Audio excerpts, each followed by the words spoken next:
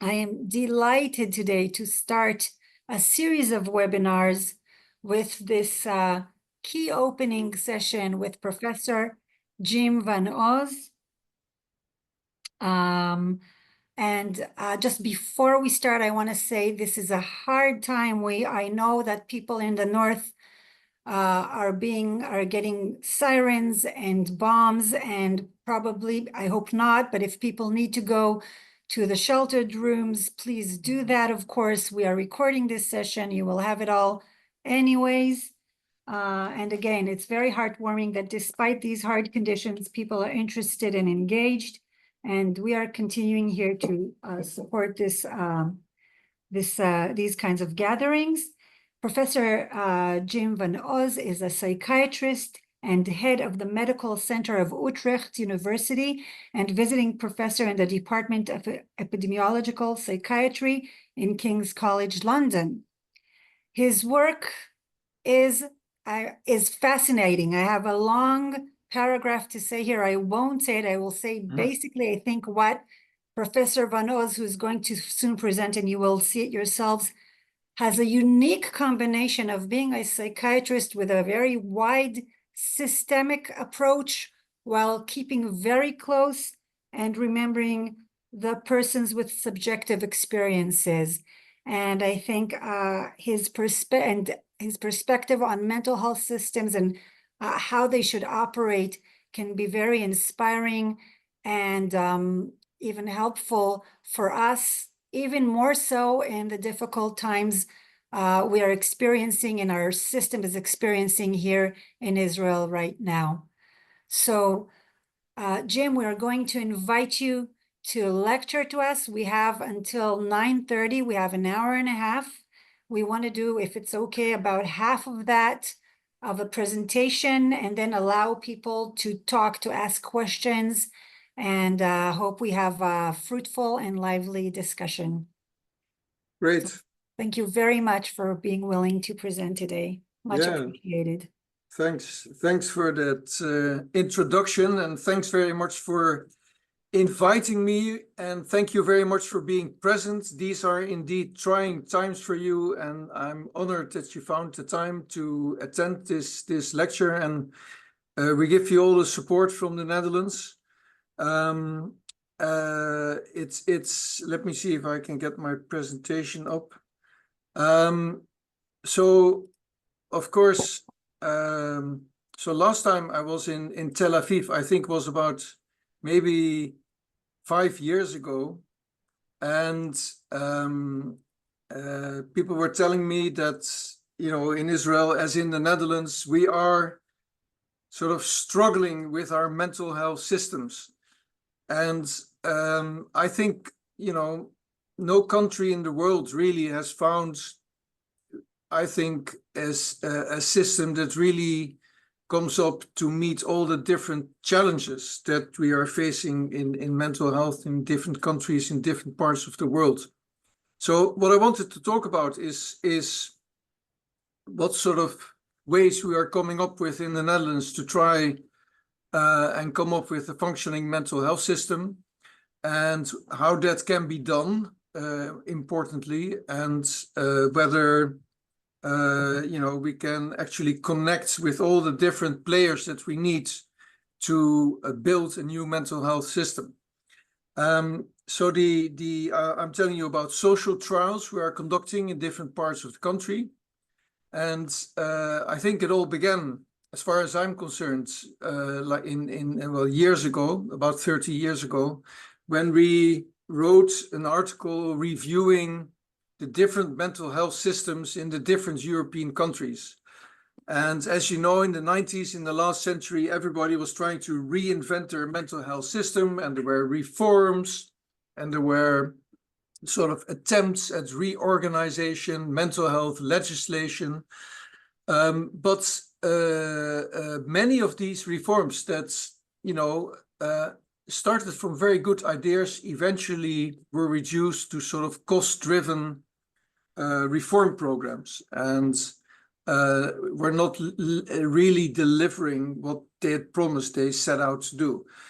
And I think in the last 30 years, there's been little reason to be optimistic, because whenever there's a country that attempts to review its mental health system through systemic analysis, you see that people tend to be very disaffected. So we've had, don't know if you've heard of this, the so-called Schizophrenia Commission in the UK, which really was organized like a sort of parliamentary hearing, and thousands of people were heard, users, their families, professionals, and it was chaired by Professor Robin Murray. And surprisingly, they came up with the conclusion that you know, the mental health system in the UK was really a dysfunctional system that couldn't begin to deliver the quality of treatments required in the 21st century. We've had exactly the same in the Netherlands. You know, we spent a fortune on mental health, but you know, the more we spent, the longer the waiting lists, and the more difficult it seems to get particularly people with the most severe problems into the mental health system. Of course, we've seen the book by Thomas Insel, you know, who actually oversaw much of the research in genetics and neuroimaging in the US, whilst the public mental health system sort of was disappearing literally under all this research effort. So very strange that in all these different countries where it has been reviewed, people seem to come to the same conclusion. So the idea that we had in the Netherlands, that if you want to tinkle with a mental health system and want to get it better, it is probably no use to try to change an existing system. Perhaps you have to sort of do a different approach and really aim for a transformation, so that is you sort of undo the old system. You break off you actually try to gradually replace the old system with the entirely new system. And of course, this is very difficult, because in the middle you will find yourself in a huge amount of chaos that you then have to try to overcome.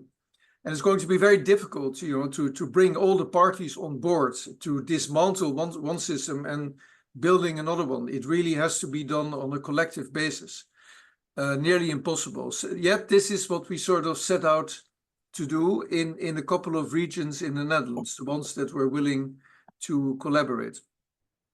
And in order to do this, we started with an analysis with what sort of system would be required actually to meet the needs of people with mental health problems. And the first part of the analysis is, of course, the epidemiology. And I'm sure you've seen the same in Israel. We have a very systematic way of sort of trying to measure mental health, mental ill health in the general population. Each 15 to 20 years, we conduct these huge population surveys. And the yearly prevalence of mental disorder was always like 17 to 18%. But in the last 15 years, and this started even before the COVID, we've seen a significant increase in the rates of mental ill health, mental distress, that is driven mainly by one demographic, and that is young people. So we've seen a huge increase in mental distress in young people, such that the yearly prevalence of significant mental distress in the Netherlands is now about 25%. And our system of mental health care has a huge capacity. Only Germany has a greater capacity, I think. So we can cater for 9% of the population, the adult population, in a year. But of course, you can see already that if you have a prevalence of 25%, then no mental health system will ever be able to meet the demand, since it's impossible to have a capacity for the mental health system of 25%. So you already start out by looking at the basic epidemiological facts. You already know that your mental health system is going to be completely overwhelmed and inefficient and will not be able to function as it's meant to be, because we're talking about a a problem, a health problem that is of public proportions. So that's the first thing. The second thing we analyzed was actually the use of mental health services in the Netherlands, breaking it down by small areas. And of course, as you've seen in Israel, there's significant variation in the general population in the use of mental health care. Some regions have very high rates of mental health care use, and some regions have very low rates of mental health care use. But what we saw, that the main factor driving mental health care use in the Netherlands was basically a very basic socio-economic score of the small area. So you can see this here, the gray line, this is in adults. There's a huge social gradient explaining the rate of mental health care use in the Netherlands. And of course, you also see this social gradient with medical specialist care, and you see it with general practitioner care. But mental health care use has a one-on-one relationship almost with basic socio-economic conditions of the region where people live. And it's the same in children and adolescents. And when we broke down the data to try to figure out, what sort of factors were driving mental health care use, we saw that there's the basic socioeconomic factors like poverty and debts and job insecurity, people complaining of discrimination. But we also saw that statistics collected on things like loneliness and young people complaining of lack of meaning and feeling socially defeated have a very high drive part of this social gradient as well. And recently, we also have reason to believe that particularly in young people, the reasons for their mental distress, and this is not, being entirely well established, this is not like hard scientific data, but the data suggests that growing up in an environment where everything is about competition and comparison in a very neoliberal society like the Netherlands is affecting young people's perspectives and young people's mental health. So basically then, you could say, well, mental health and mental ill health is not just of public proportions in the rates, but it is also social in the sense that it's driven mainly by social factors. So that, this is what the New York Times was writing about, very nice editorial. Basically, mental health is political. It is public, it is social, and it is political. So this is the analysis we were doing, and these were the starting points for our transformation. And of course, you realize that if you look at the science of, for example, clinical psychology or clinical psychiatry, this is not exactly conforming to their basic premises about what mental health and mental ill health is all about. It's a different starting point. Certainly, mental health services are not geared towards a sort of public mental health perspective. Yet, this is what our analysis was showing very clearly. So the directions for change flowing from that analysis seem obvious. The first is that, of course, and this is a recent editorial we wrote for JAMA Psychiatry, if this is true, if this is the true perspective, then, if it's public and social, then we need to think in terms of mental health, in terms of a more collectivistic public approach. And of course, this has been known for a long time. If you have a health problem that is hugely prevalent and driven by social factors, then we already know from much research that a public health perspective where you focus on risk reduction and salutogenesis, which is like improving resilience in the population and improving the physical environment, will be hugely more successful than focusing on clinical care only. Of course, you also need clinical care, But in the Netherlands, you know, we spend billions on clinical care and very little on public mental health in the sense of risk reduction, focusing on the social factors that drive mental ill health, and focusing on improving resilience. Yet these are the basic public health principles which we know can be very successful. We know this, for example, from cardiovascular health, which has been hugely successful in the Western world, not so much because the cardiologists are very successful at doing very technical treatments for the heart, but because of basic public health programs focusing on people moving, people looking at what they eat and looking at their blood pressure, etc. So basic public health principles. So maybe this is the future of mental health services. Public mental health alongside, of course, clinical care.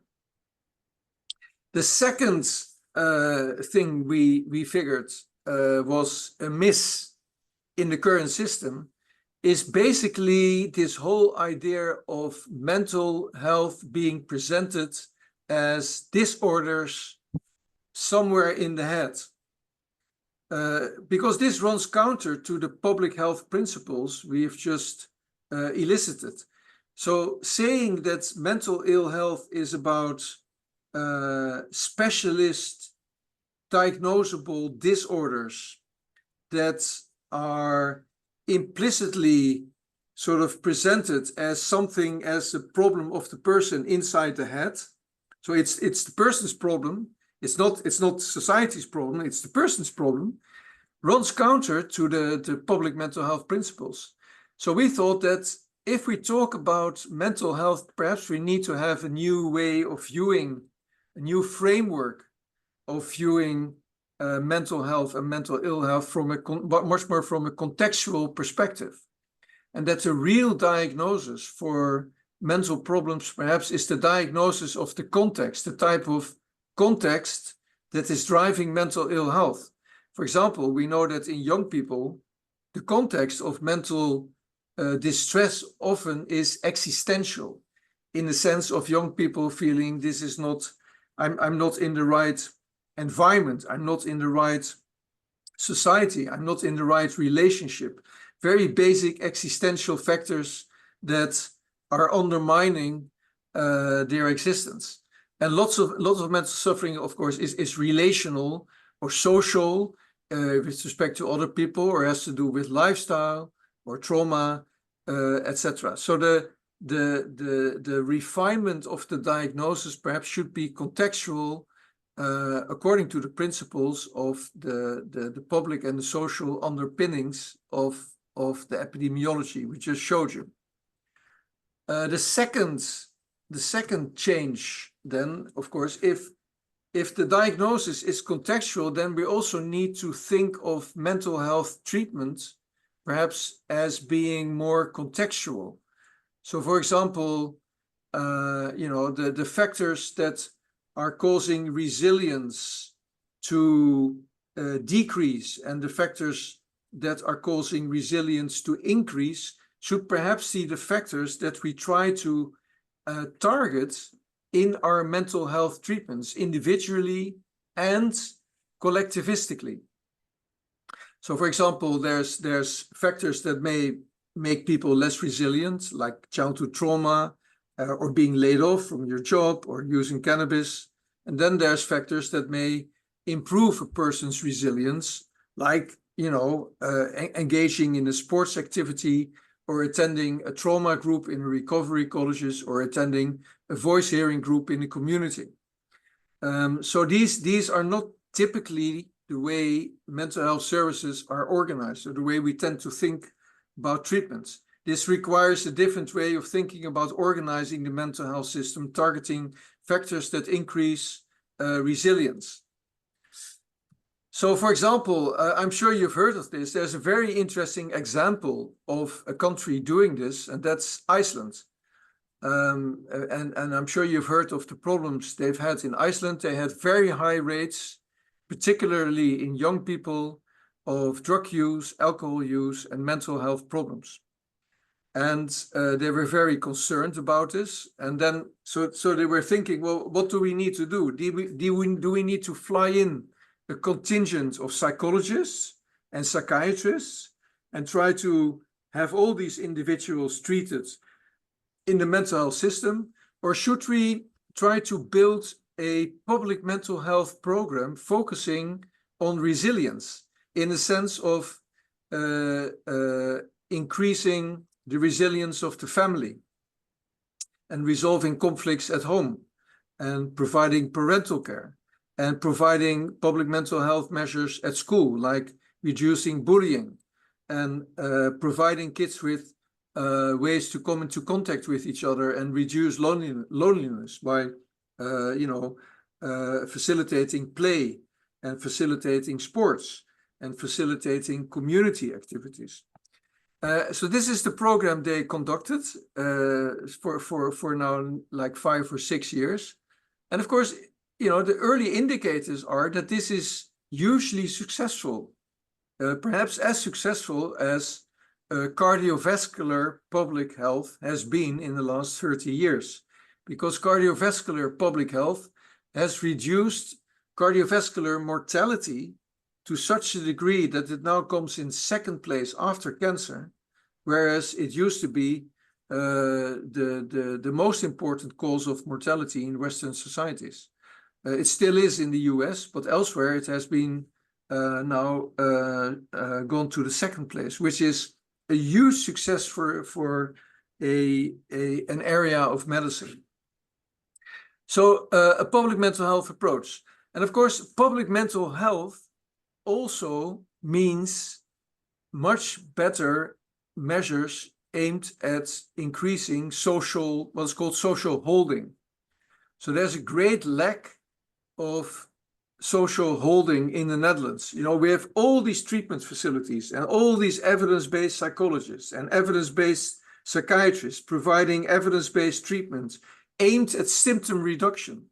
But what is needed for many people is much more social holding, in the sense of, public mental health facilitating people to organize their own resource groups, facilitating more recovery colleges in the community, have more housing first and community retreats, introduce open dialogue, peer-supported open dialogue as a way to facilitate crises in the community so that admission to a hospital can be prevented.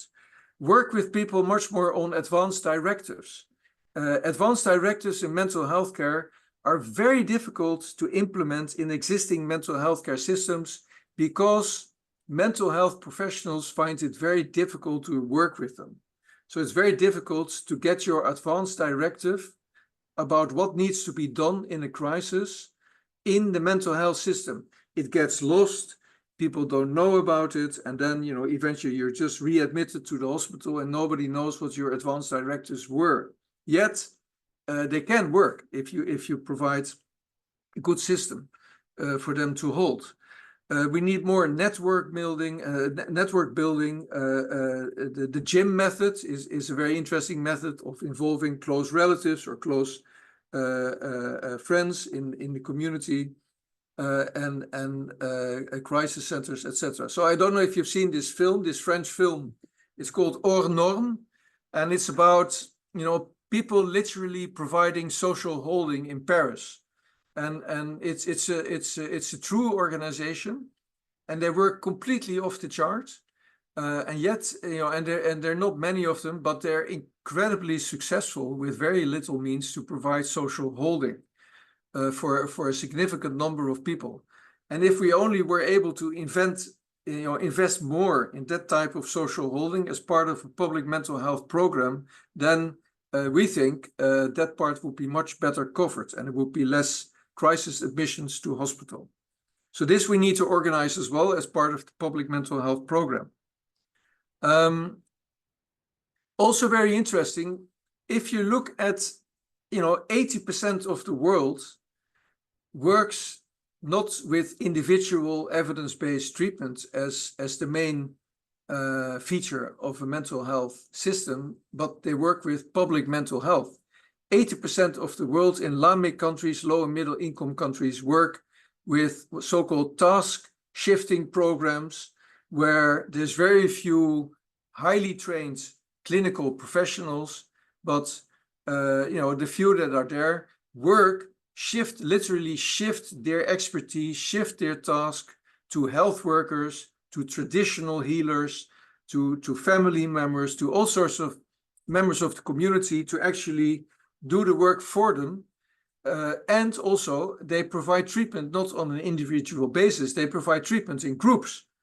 And whilst these public mental health programs in LAMIC countries have been very successful, we have never been taking much care in the Western world at their success, because we think we need to have a mental health system where individuals can see the specialist and receive specialist diagnosis and receive specialist evidence-based mental health treatment, as if that's the thing that is going to work.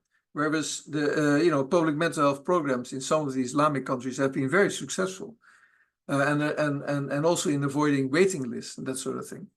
So beyond scarcity, we need to think of task shifting and working in groups, and not having to provide everything on an individual basis. So this brings us to the next chapter of our program, which is thinking in terms of epistemic pluralism.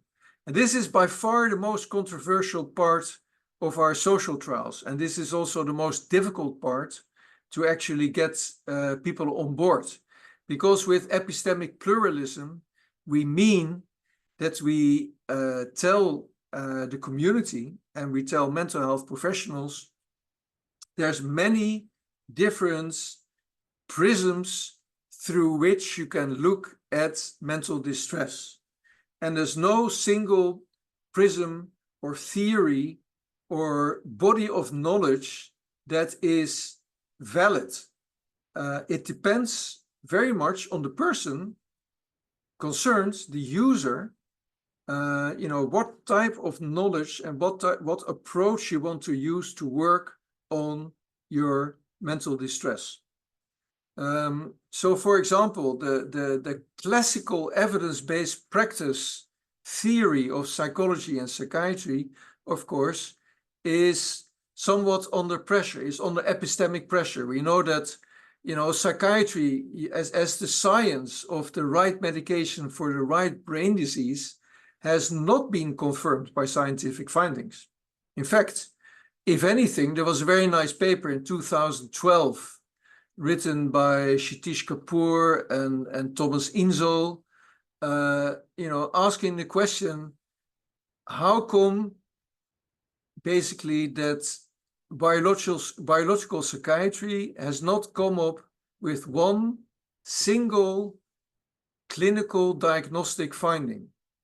How come there's no biomarkers for any diagnosis in psychiatry?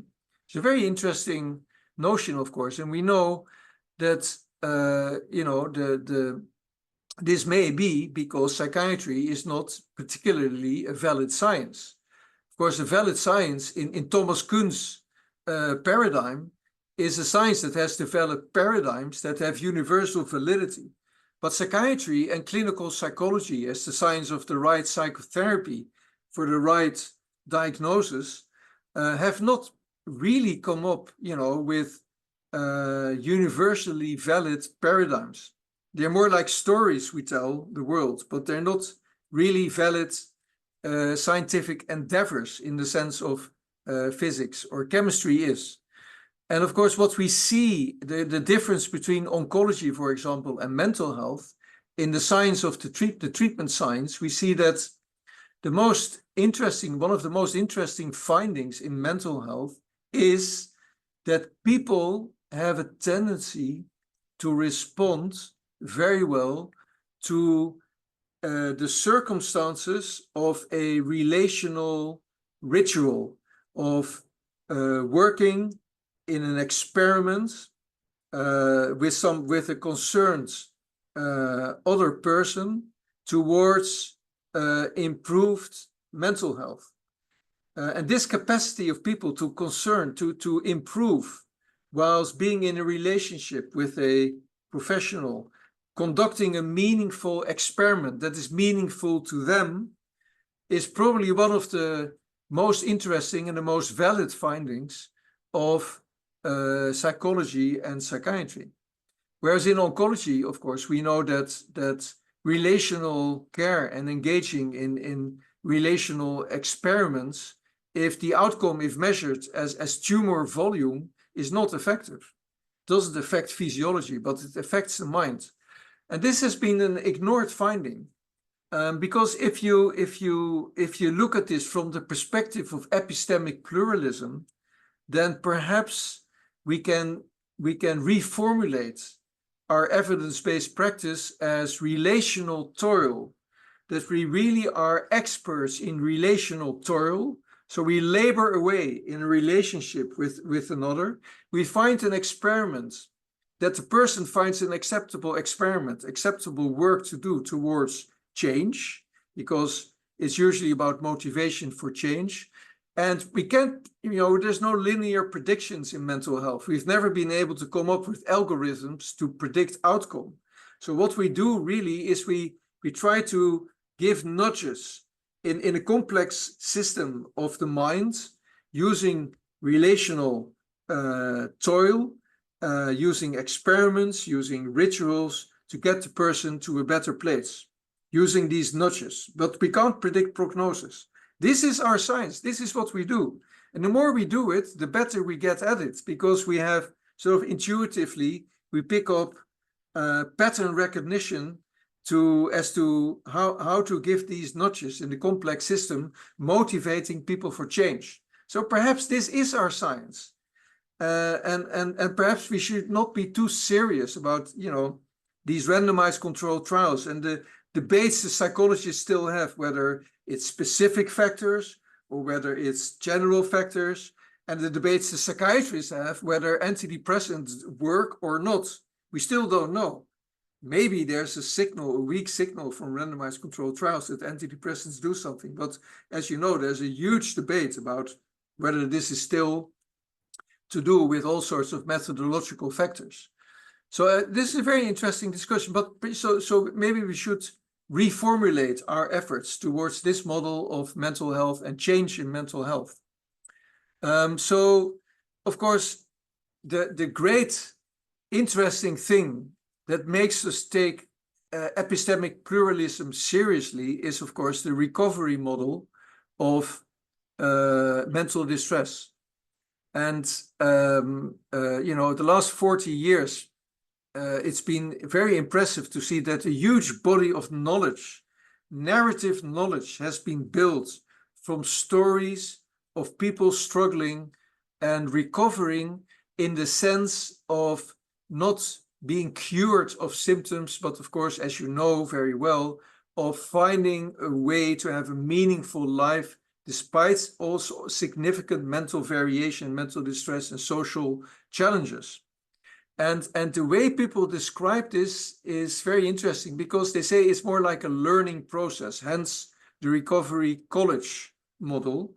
So they have a learning model of recovery rather than a evidence-based treatment model. And the learning is being described as a non-linear, a non-linear journey that is, fed by turning points, what people call turning points of insights, of important changes that makes them feel like that they got more grip on whatever it is that is that was holding them back. And these turning points, of course, are a bit mysterious entities, but maybe if you look at this model, maybe this is not as different as we thought it was from the relational nudges that we try to do in what we say is our evidence-based practice, but what in reality is like, relational toil, using different experiments, using nudges in a complex system, and hoping that there will be change that you can't predict. And maybe this is also what the recovery model is all about. And interestingly, what they say is the context that you need for these recovery trajectories to work and for these turning points to appear is a context of connectedness. So also like relational factors in evidence-based practice, we see connectedness here, and we see the factor of hope and optimism, these CHIME criteria that you know about, empowerment, and that also existential factors. So that is very much about reinventing yourself, reinventing who you are, your meaning in life, your identity. So it's driven very much by an existential reinvention of oneself. So this is existing now alongside the evidence-based practice model of psychology, psychiatry. We have the learning model of the recovery. So epistemic pluralism is basically saying that clinicians should have the competence, the conceptual competence to understand that what they think is evidence-based practice is really, you know, one way of looking at things. It's not enshrined in scientific validity. It's a narrative. And just like the recovery movement and recovery model is also a collective of narratives. So in our mental health system, we want there to be epistemic pluralism. We want people to be able to choose when and how they want to use what. If they want to, you know, start with the educational model or combine it with the illness model, or whether they want to use one flexibly after the other. There should be variation, and people should be helped in making choices in what they want to use at which time. So not portray one as the only model and not the other. So how does it work in the Netherlands? Well, basically what we see in the Netherlands is this. There's, you know, the mental health system has limited capacity. There's potential of 25% of the adult population looking for mental health care. And there's huge waiting lists. So we see the mental health care system, you see it here in red, they tend to isolate themselves. They have their own model, and they're in their own evidence-based bubble, and they have their treatments, and they're organized along, you know, diagnostically and according to specialization. And about 4.5%, they can cater 4.5% of the adult population each year, which is not enough. Then you have the general practitioner who has a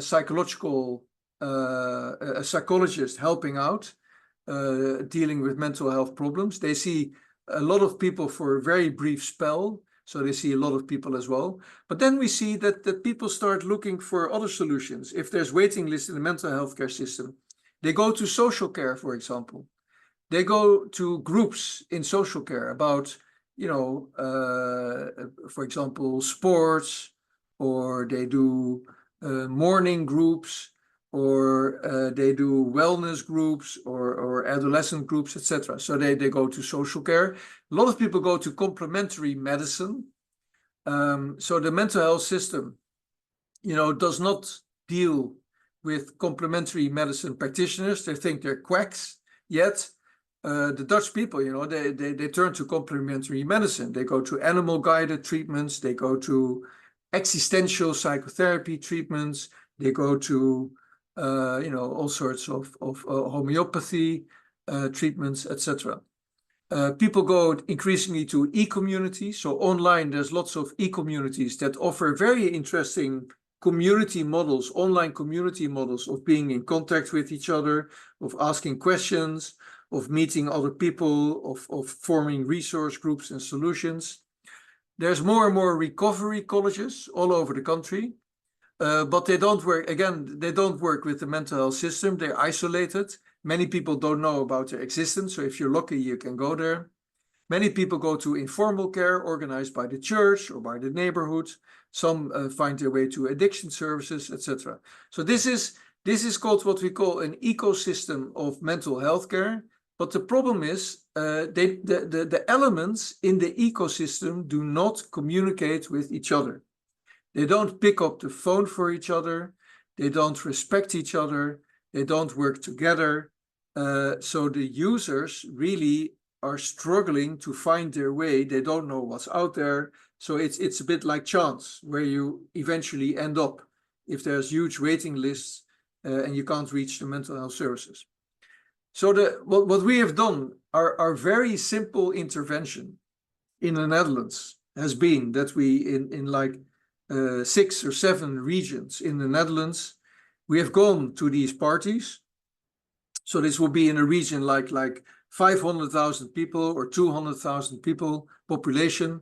We would go there and we would talk to these elements in the ecosystem and sort of entice them to think of themselves as partners, working together to provide co-creation of care and social holding in an entirely different way of seeing mental health care. So what we tell them is try to see each other as equal partners, all contributing in a valid fashion towards people, helping people finding change. And there's no right or wrong way. You can't say there's evidence-based healthcare and that's the best, because we know the basic of evidence-based healthcare is relational toil, using rituals, helping people to find change. And that's what everybody is doing. So we entice them to work together, to pick up the phone for each other, and to help users find what they think is helping them best in the mental health care system. That's the basic premise that we try to do. But this is very difficult because you have to tell a mental health professional, hey, it's okay to work with people for complementary medicine. Well, we take, the complementary medicine, we have a controlled complementary medicine movement in the Netherlands that is people with a background of studies, and they have a supervision, so they have their quality system, and we ask them to work together. And so we tell them this is a system of epistemic pluralism, and we have to have the users must be able to make a choice where they want to start in the system to work on change for their mental health problems. And together we provide social holding that is necessary for many people with non-linear behavior and severe mental distress that are out of balance. And together we have the conceptual competence to understand that we all have different approaches and they're all valid. So the elements we introduce basically is that we have very specific, and this is for you important as well, we have very specific ideas about what is considered good social holding and rehabilitation in the community for individuals, particularly with severe mental distress. So so we want the whole ecosystem to know what it's like to work with resource groups. We have to have enough capacity, recovery college capacity, to cater for existential recovery trajectories. Of course, there's housing first and community retreats, and we have to invest more in open dialogue, peer-supported open dialogue, as a way to prevent or to deal with crises in the community. And of course, it also means that we invest more in social care, because many of these different, I don't know about Israel, but in all the European countries, we have a bureaucracy and a funding system for social care, and we have a different bureaucracy and funding system for healthcare. And these two bureaucracies do not talk to each other. So in the ecosystem, we want them, and their systems of funding, we want them to be more integrated when it comes to mental health care.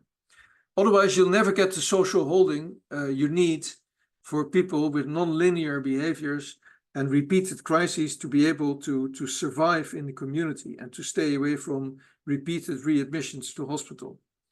We also ask mental health institutions to stop working on an individual basis with people, because it only creates more waiting lists, and more dependence on mental health professionals. And the mental health professionals don't like that because there's huge incentives, financial incentives, to work on a one-on-one basis in mental health care in the Netherlands. And working in groups is not as financially rewarding. So that's why we have huge waiting lists, because we don't work in groups. Yet we know from all the evidence that there is that working in groups is better because you avoid dependency on mental health professionals, and people will form their own resource groups and help each other with their own recovery. So it's a much better model. And of course, we tell people don't want to go in groups because we've been telling them for the last 20 years, you have to go to the specialist, the best specialist, and get the best specialist care from the professor. But of course, we know it doesn't work like that. So we need to retrain the expectations of the population as well and accept working in groups. And we are increasing the capacity of recovery colleges in the community, which is needed. Otherwise, you'll never have enough social holding. And this is very important because what will happen eventually, of course, that money will flow from the mental health care specialist system towards the social care system that provides social holding and recovery colleges. Recovery colleges in the Netherlands are funded by the social care system and not by the mental health care specialist medical system. So we also want and this is also a very difficult issue. We want the mental health professionals, particularly the specialists, the psychologists and the psychiatrists, to work like they work in 80% of the world in the low and middle income countries. Namely, we want them to work on a task shifting basis. That is, we want the specialists to go out there in the community and provide flexible and modular specialist involvement and then go away again. So we want them really there as problem solvers and not as specialists working on a one-on-one basis with patients, providing evidence-based protocol treatments. So we want them out there working in the community with all the other people who are working there in social care, in the voluntary sector, in community health, etc. And this is difficult because also there's a financial disincentive to do that. So we also need the funding bodies, of course. We need to have changes in the way we fund mental health services and take away these disincentives. We also are providing more care by e-communities. I will not go into that now. It's a different ballgame. And of course, we want everybody to accept that the diagnosis that we need in mental health is the contextual framework. So it resembles a little bit what we call in the UK the power framing, what's called power thread meaning framework of mental health. Works much better than the diagnostic system focusing on something wrong in your head that leads to a more medicalized approach and keeps people away from a more recovery-based model. So this is what we're going about. How are we evaluating it? Well, we are evaluating it not at the individual level. We are evaluating it by looking at what happens at the small area level. And I will not explain all these different statistics, but we have hypothesized that if this system starts to work, you should see changes. For example, you should see changes in the rate of use of psychotropic medications. For example, you see here, right, on another. We also expect that if these changes succeed, we should see more coherence in expenditure of social care with expenditure of mental health care. Because we now see in the Netherlands that they tend to be dissociated, and we want them to be more integrated. And we can follow that using the paper trail of the bureaucracy serving these communities. We also want the regions to focus. We want to see costs flowing towards supporting people, particularly with the more severe mental problems. because now in the Netherlands, there's also an incentive to treating people with mild problems, or even people with problems that go away spontaneously, because that's the best business model, of course, that you can have. So we want to see more focus on people with severe mental illness. We can follow that. And we can also follow the treatment prevalence and I think statistics like cost per patient and cost per inhabitant, etc. And together, they will give us a picture of whether things are going in the right direction. And then we want the funders of care, of social care and of mental health care to talk with these regions and keep them sharp and show them these statistics and telling them, well, you're doing well, but you could focus more on this, and we want these statistics to grow in the right direction. We hope that this will actually help people implement these changes, and that there's at least some objective measures of change, because this is of course very difficult to measure. Okay, so this is what we're trying to do in the Netherlands, Galia. Thanks very much, and I hope we can have a bit of a debate. Thank you very much, Jim. Can you hear me? Yeah. Wonderful. Thank you very much. This is again very inspiring, and I think you have presented I call this a kind of revolutionary approach at so many levels, and very inspiring and thought-provoking. I suggest, Taya, we open this up for questions and comments if people have. This can be done either verbally, whoever feels more comfortable, they can also write, in the chat some questions. For me, what you're suggesting and at least the data you're showing already for outcomes speak to a very inspiring vision, but that is also very, very challenging about actually changing not just structure and communication, but basically changing, I would say, the language, the way we speak and think about mental health. If you talk about a salutogenic approach, a value-based approach, less specialized, more collaborative, equal among systems, it seems to me almost impossible when I think about Israel. How do we do this? But I'm sure there's much wiser people here in the audience that will probably have some ideas and definitely can reflect on what you said and what is happening here in the past and also in current times. So thank you very much, and let's see where it touches on our audience here.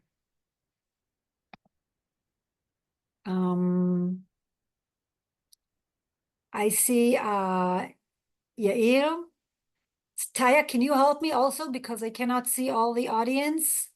If people are putting their hand, let's do that and then read comments. Okay, let's start kind of verbally. So Yair Tzivoni, please go ahead. Can you unmute Yair, or do I need to do that?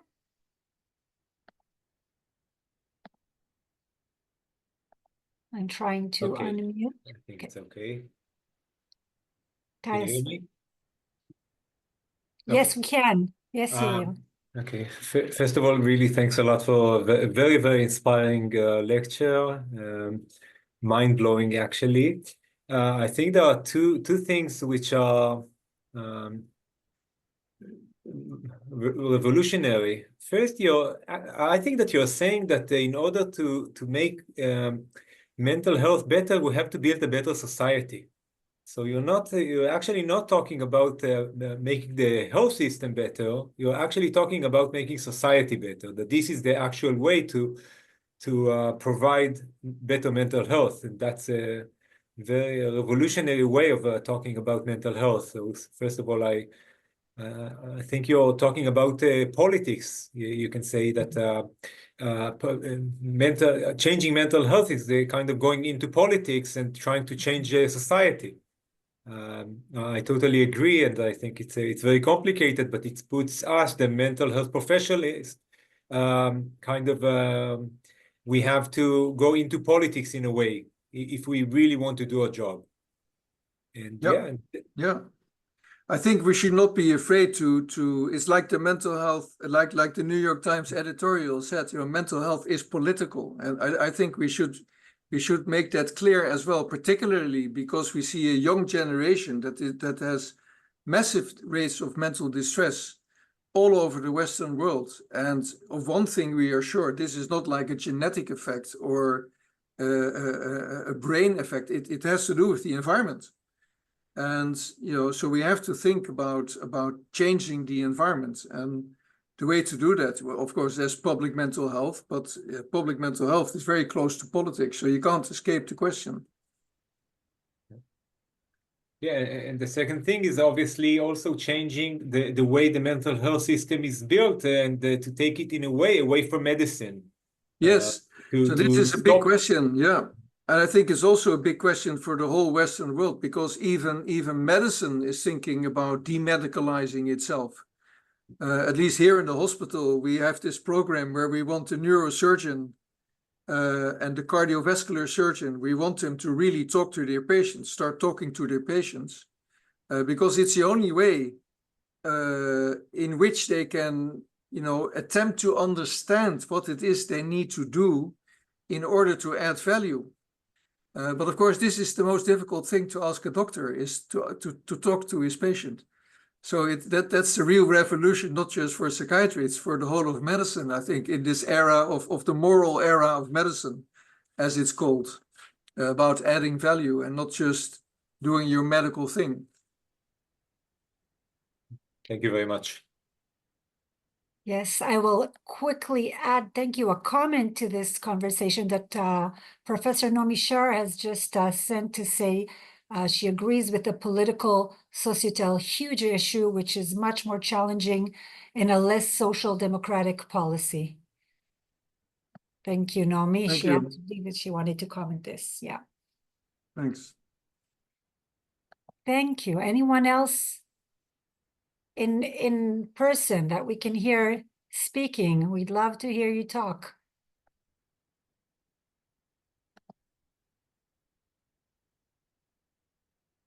Shall we read out some of the chats? Max is holding his hand. Oh, Max, please go ahead. That's it. I need the help because I cannot see everybody, so thanks.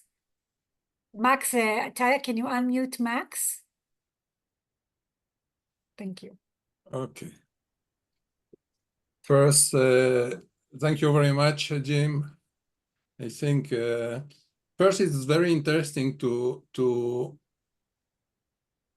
think about different parts of the world, how they in some of their knowledge, they think the same thing, but I think their approach is built in also in different contexts.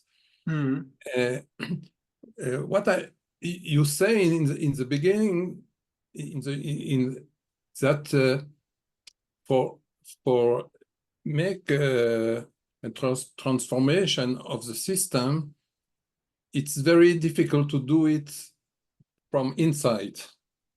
Yeah. It's better to do in the outside. And I want to ask you if all this transformation in Holland was made outside, how it's become yeah. an approach. Yeah. You say you are doing in different part of Holland, so it's not a governmental decision. It's no.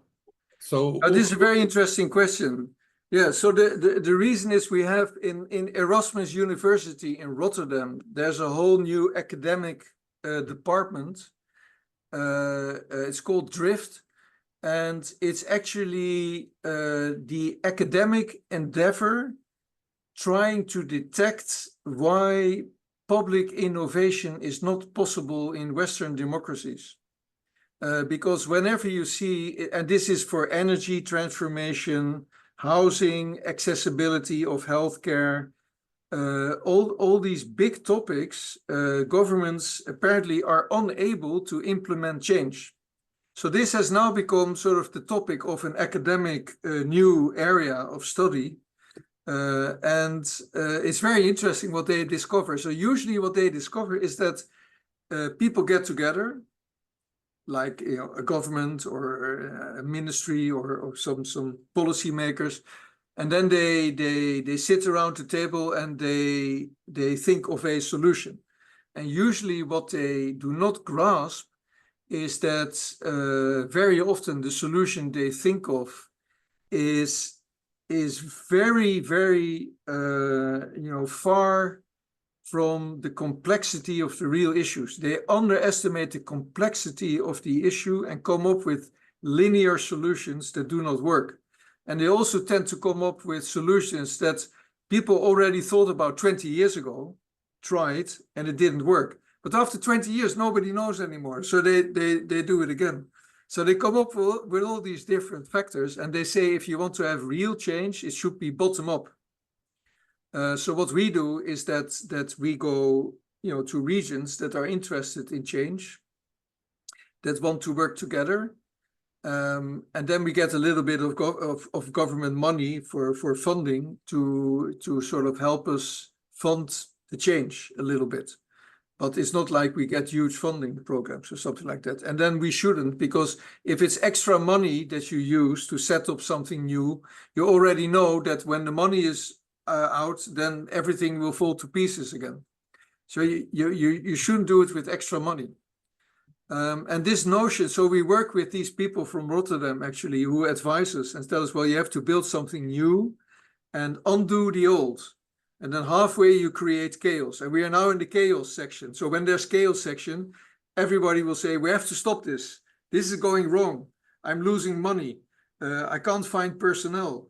There's the beds are full, all this. So you this, you have to anticipate this, because then you can tell them, no, we anticipated this, we just have to continue. But it's very interesting. I don't know if we're going to succeed, because we're now in sort of the period of chaos, but at least, we try. And then if it doesn't work, perhaps in 10 years it will.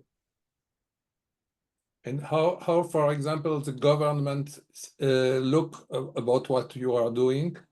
They're very interested, but we have a neoliberal government. So it's a bit like the United States. They sort of devolve responsibilities to other parties, and they're powerless themselves to implement meaningful change. So they look at us, they provide a little funding, but as a good neoliberal government, they say, the problem will sort itself because of market forces or something like that, which of course doesn't happen. It's a bit sad, really. It's I don't think we have a very good government at present. Thank you very much. I see that Dana Weissenbadan raised her hand. Can we unmute Dana, please? I tried, but there. Thank you. Hi, good evening. Hi. I wanted to continue what you answered, Max, and also say that probably the irony is that when your initiatives become policy, it means you have to start again to think about something else, because it means that we are about to hit a brick wall soon, because usually when something becomes acceptable, the bureaucracy, the funding, the way of thinking, it becomes something that it doesn't help the idea to develop as you go, because everything is very rigid. So the irony is that The minute Yeah, your program is accepted, yeah, yeah. you yeah. understand that you Yeah. should not be happy for a long time. Yes, exactly. Yeah, that's exactly right. So you also have to anticipate that very moment, that when things become part of the bureaucracy, then you're lost, because it will lose its value-based flexibility. And probably it's unavoidable. I mean, people have been writing about this. It's unavoidable that innovation becomes a new bureaucracy, and then you have to change it again. It's very sad. It's probably the course of human nature. And also the tendency to try and copy paste the same idea to other areas which do not have the same values or the same needs. Yeah, and you can't do and that.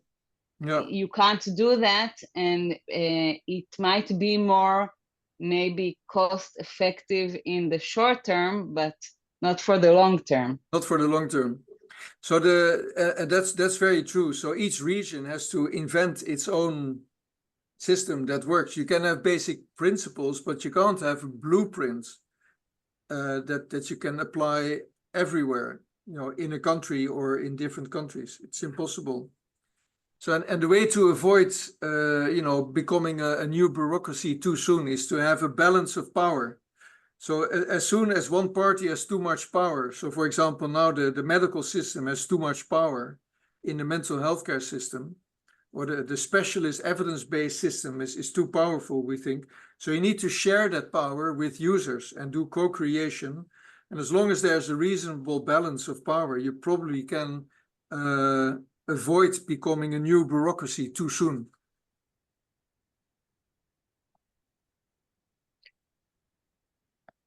Thank you. Ita, are you holding your hand up? We have trouble seeing here whether people are interested to say, to comment. I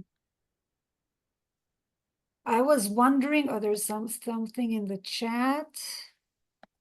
Max wants to say something. Mark?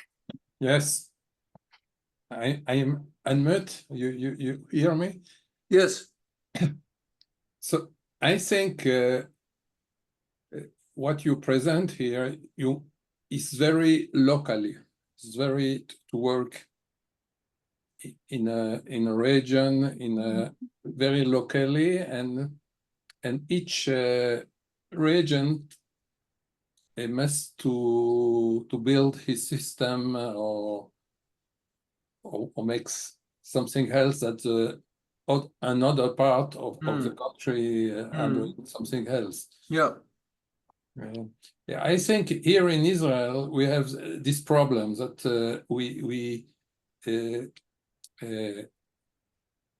the health system, and you say that also, is not very locally. Is very central, and this gives more power to the medical system. The social service are more locally.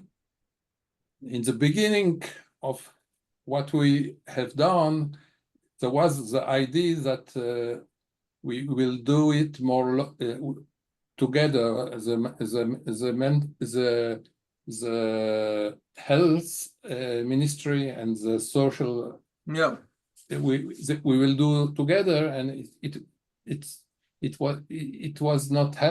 is not happen. So it was we changed the way.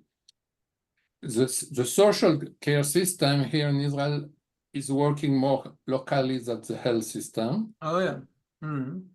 So one of, because we have a lot of difficulty with the rehabilitation just now, is to try to put the rehabilitation in a local level, not to the central level. Yeah. and perhaps we need to go from the health ministry to the social ministry. We are all the time thinking about where the rehabilitation must be. And So you could argue that the whole mental health care system may be better off outside the health system and more into. So, for example, the Netherlands is interesting. For example, mental handicap in the UK is part of the psychiatric system, but in the Netherlands, it's outside the medical system. And so the medication use is much less, and psychiatric admissions are much lower because it's outside the psychiatric system. So that's an interesting intervention by itself. Mm-hmm. That's very interesting, and similarly here is the case as in the Netherlands. I'm thinking, following Max's and other people's line and Dana's comment before, if we are not right now in Israel, given the huge crisis and crisis in mental health, of course, following the whole war situation, if we are actually not paradoxically in a ripe place to reach out grassroots to our local partners, those are less medicalized, and that now there may be more openness, especially on the local Shilton Mekomi, the municipalities. Yes. Yeah. That are actually to find ways to support mental health and in a more informal way, but there might be more an open ear for such initiatives. And if we should not be thinking about that, I'm wondering what people think. Yeah, so that out of the crisis, something like a new initiative may arise, no? Yeah, and the power balance, because it's very hard to break through the medical that has all the funding and power, but maybe now there is more openness. And if maybe exactly. Yair. Yair, yes, please. I would only like to share, I'm working in Soteria, and we're developing projects now, and we're working very, very hard to get funding, more funding for non-professionals. Because we know that in Soteria, even for the acute phase of mental crisis, non-professionals can do a lot, but it's so difficult to get money from the government or from the public funders here for non-professionals. And we are now in touch with the Ministry of Health and the big funders, and it's not easy. It's going very, very hard, because they only understand when a social worker or a psychiatrist or a psychologist meets the person. And when it's other people, they don't know how to fund it, and it's very difficult. Yeah, it's very difficult. But I think you have science on your side. So it depends, what the meta science from all these evidence-based and randomized controlled trials. It really human relationship and helping people, in meaningful ways to change and motivate them for change is something that lots of people can do. And people should be able to choose how they want to do that. That's really what the evidence shows. Yeah, that's why I think it's so important to bring a lecture like yours to wider crowds, or to show it to people, the policymakers, because it's very convincing. The science is with you, but still it's so far away from what's going on. Yeah, but it is changing. It is really changing very rapidly, I think. But it may take another 15 to 25 years. I mean, but that's still relatively rapid, I think. But it will be unrecognizable in 10, 15 years, I think. The same as it is to remind us all, if we would think 20 or 30 years back about the mental health system in Israel, even though we have a lot of complaints still, it has changed significantly for the better, given the rehabilitation system was hardly existent before. So definitely there's changes, but you need vision and a deep breath. If anybody else doesn't have a question, I'm wondering, where would you, I mean, from the experience in the Netherlands, where would you start? Because it's so much hard, it's so hard. Sometimes it's harder to unlearn things than to Yeah. start new things. Exactly. Yeah. And Yeah. how would you suggest that would be a first step? Where do you start? With whom? Well, basically, I think we should start with really looking at what students and because the most difficult people to work with are the clinical specialty psychologists and the psychiatrists. The rest are enthusiastic, but many people, like people working in the community, they say, well, we don't want to work with psychiatrists and psychologists. You know, we don't see them. They don't ever work with us. We do everything. And there's a large level of distrust. So we should learn, students of psychology and psychiatry, we should teach them something different. And we don't need that many. We have, you know, that's also a misunderstanding. I mean, there's far too many psychiatrists, for example, in the Netherlands. But once you have that many, they keep going at it in the same fashion. So it's very difficult to change. So we need to learn from public mental health in India or in Thailand or those countries where they have built great public mental health systems. And people like what's his name? I forgot his name, but he goes all around the world, look, you know, showing what they've done in India and done fantastic systems. Why don't we build that? And maybe you need like 30 psychiatrists, and then you can and 30 psychologists and lots and lots of other people to make that ecosystem of mental health that you need for the social holding and the rehabilitation. And of course, you know, what is on the side of the change is the cost. Because, of course, psychiatrists are very expensive and clinical psychologists are very expensive. And governments are looking at, you know, is it wise to invest in these expensive people if the evidence shows differently? And of course, what you have to be careful about is that they make it into a cost reduction exercise. That's what always happens. So you have to, for the same money, you can work with more people and have more facilities. Mm-hmm.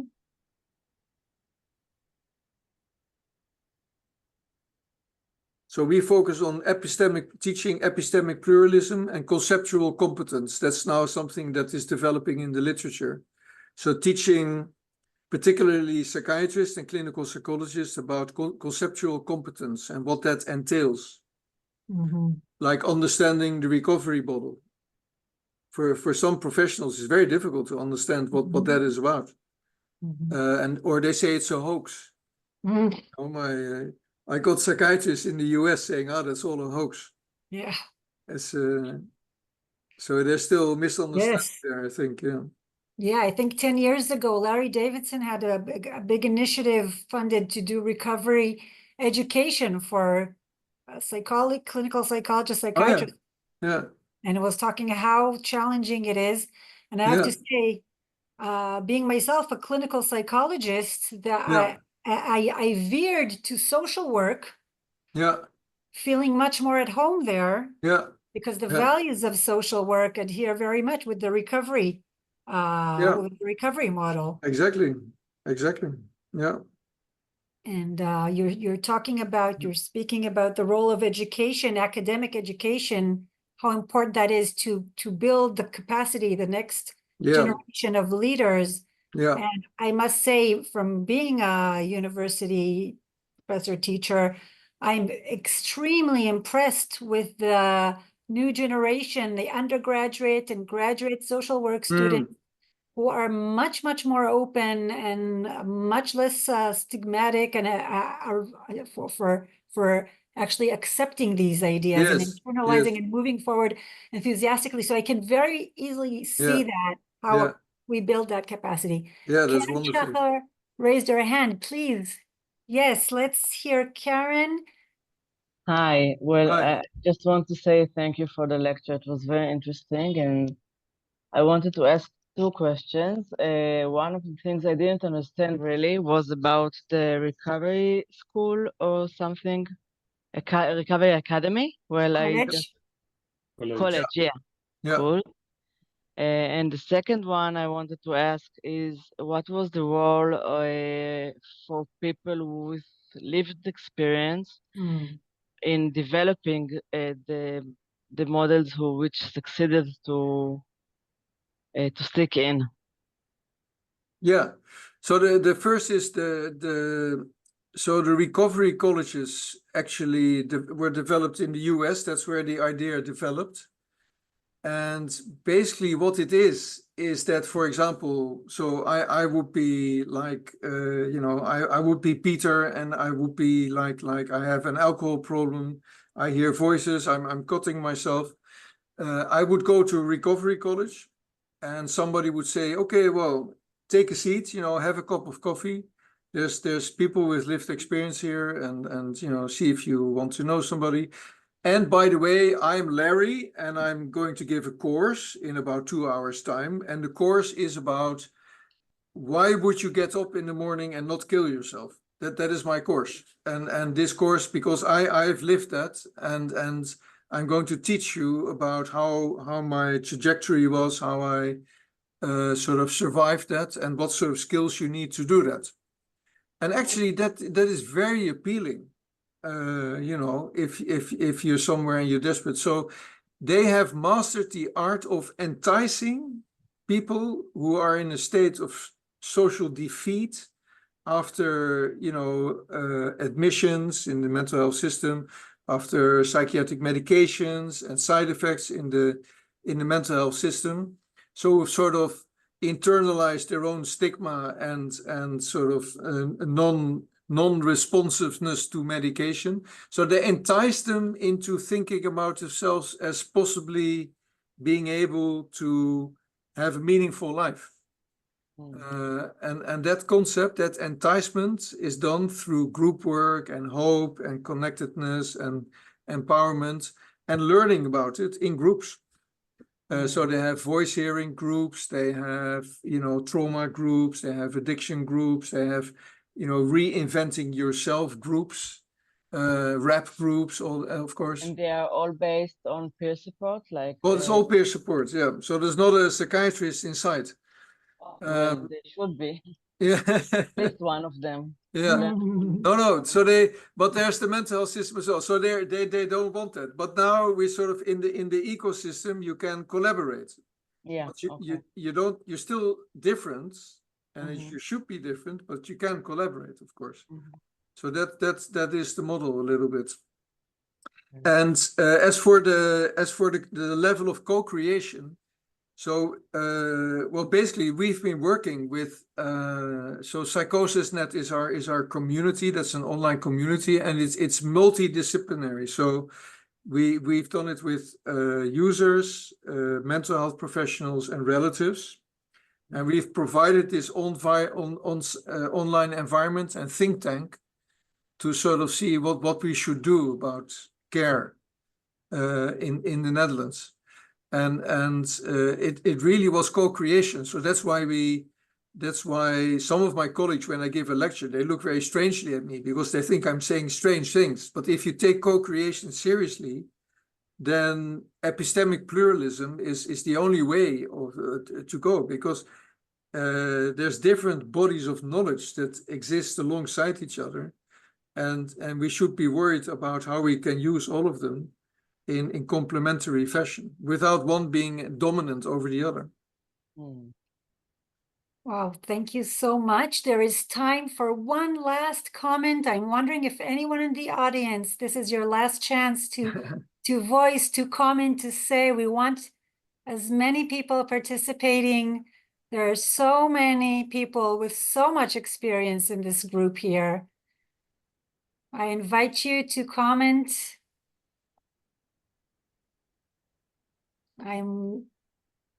Taya, help me see if somebody's raising their hand because I cannot see everybody. No, I don't see anybody. No. Okay, then if anybody wants to comment later, they're of course welcome in different the email or communications. Jim, I want to thank you so much. I think the concepts you bring here are really, as Yael said, mind-blowing. I love the notion of epistemic pluralism is wonderful, and I hope we take this as food for thought. Also, relational toil, I think, is a wonderful, wonderful concept, and very much at the heart of the work of psychiatric rehabilitation. And I hope everybody takes some of this and works forward to think about ideas and how we bring this to life to Israel. Gili Choterish always also adds in chat that it was a great lecture and really believes it is time now to do it here. And I agree. I think this time of crisis, it should be an opportunity for us as a community to join and do. And thank you very much for this. Other people are thanking you. Thank you. Thank you. All the best. All the best. Yeah. Thank you. Ciao. Bye-bye. Ciao. Thank you.